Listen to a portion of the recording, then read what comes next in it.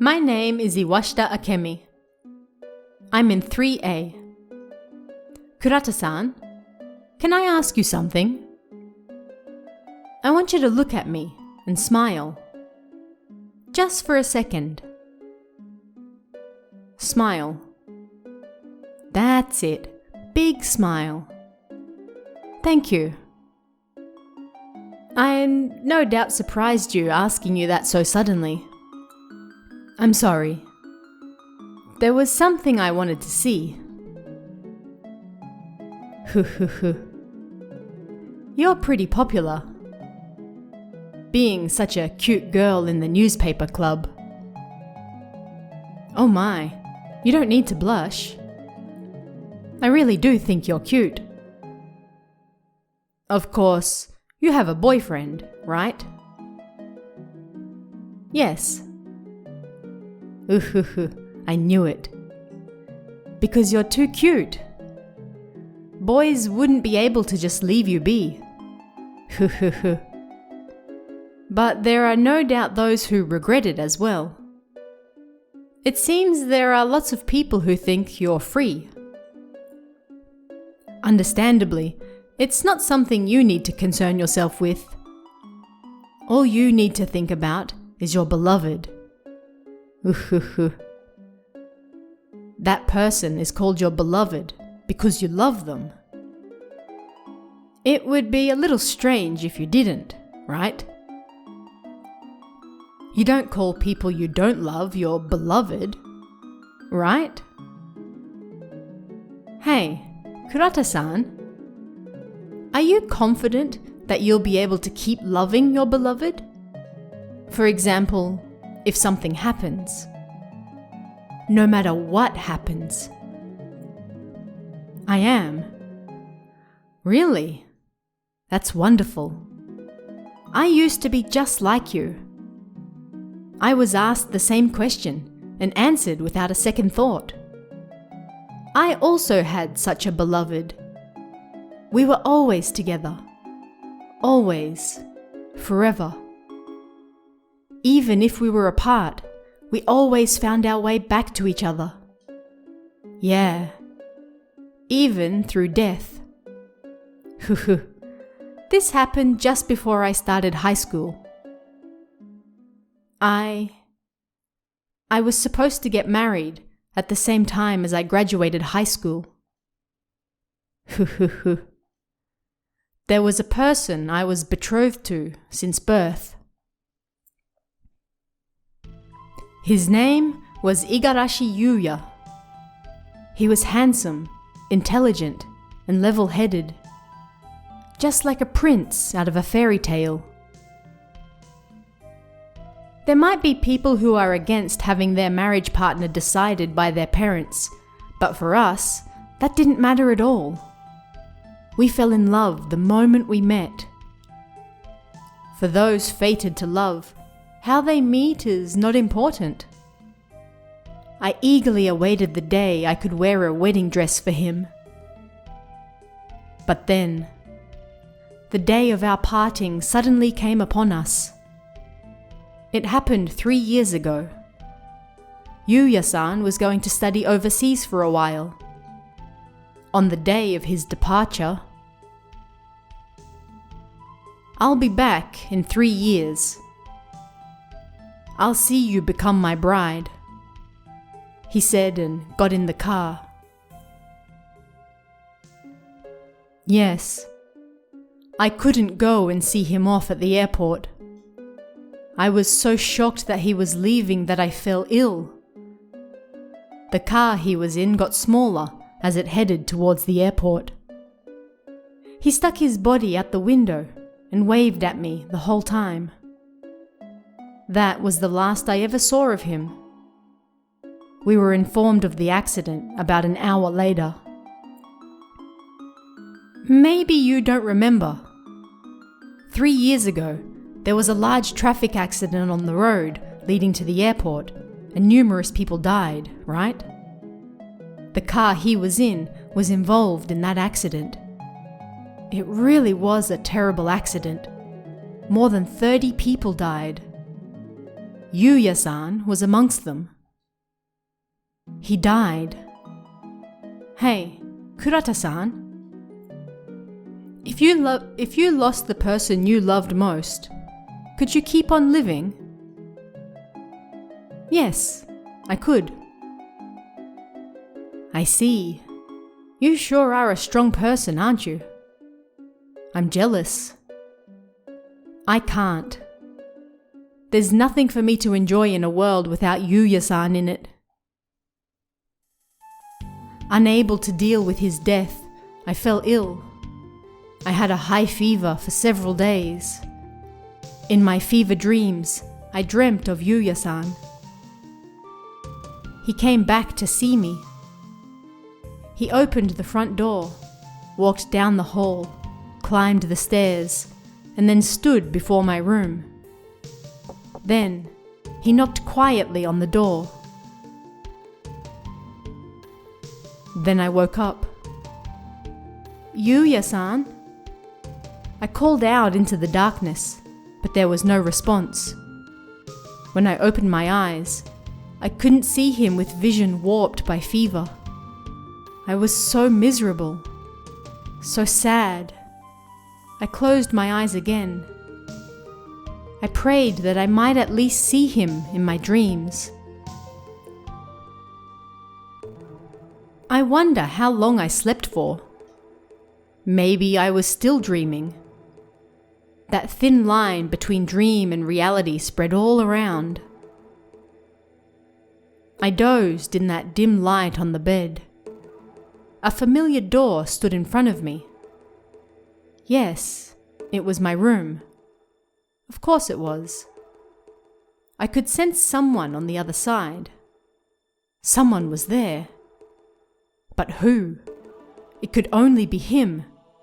Strange, right? I was oddly certain. He had come back to see me, just like he promised he would. I thought without any suspicions or fear. Yuya-san? I sat up and gently called out. Then, Akemi, it's me. I've come back. Won't you open the door for me? The answer I heard from the other side of the door was definitely his voice. There was no way I'd mistake the voice of my beloved, right? The voice continued. That's right. Akemi, I promised, right? That I would come back to you. Quickly, open the door. And of course, I did. I wanted to see his face as soon as possible. I stumbled to the door and flung it open. For a moment, it seemed like I saw Yuya-san's smiling face in the darkness. The moment I focused on his look, I felt a massive pain in my head. My vision wavered, and everything went dark. Akemi, I can't be apart from you any longer. I'll always be by your side. I'll always protect you. His words echoed in the back of my mind as my consciousness faded. I couldn't see Yuya-san. But I was certain. He had come back for me. What do you think? Kurata-san? Can you believe my story? I can't. You can't believe it? But you must. Okay. If you don't want to meet with a terrible accident, you need to listen to people's warnings. You believe my story. You got it? Okay, nod. That'll be enough. Ghosts don't like when their existence is denied. They want to be noticed even more than the living. Yuya-san is the same. He doesn't usually hurt people, but when you use words like dream or illusion to refute his existence, he gets real angry. Uhuhu. Kurata-san, your face says you still don't believe. But it's okay. You nodded before, which said that you believe. All you think about is Yuya-san. That's why you saw such a thing. That's what my mother, who didn't believe in him, said, and one day she disappeared in front of me.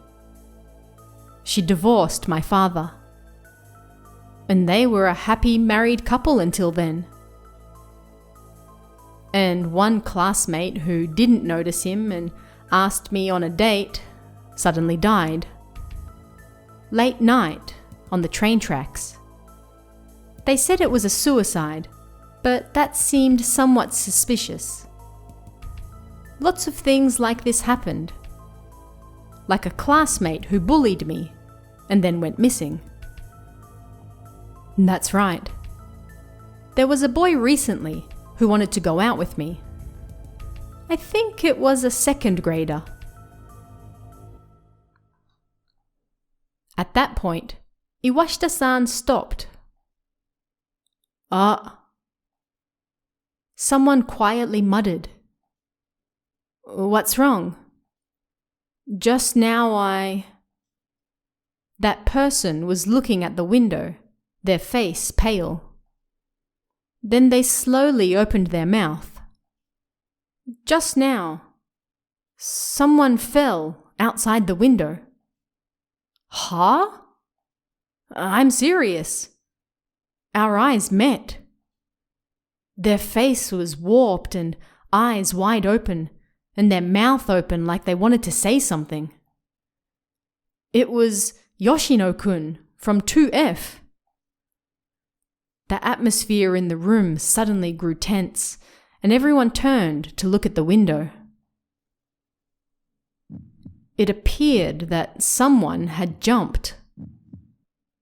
What should we do? I was afraid, but maybe I should look down. Take a look. I stood up from my chair and slowly approached the window. I slowly opened the window and nervously stuck my face outside. Not only did I not see anyone, I couldn't even see any blood. It was dark outside, but I could see at least that much. There was nothing there. I sighed in relief. Then...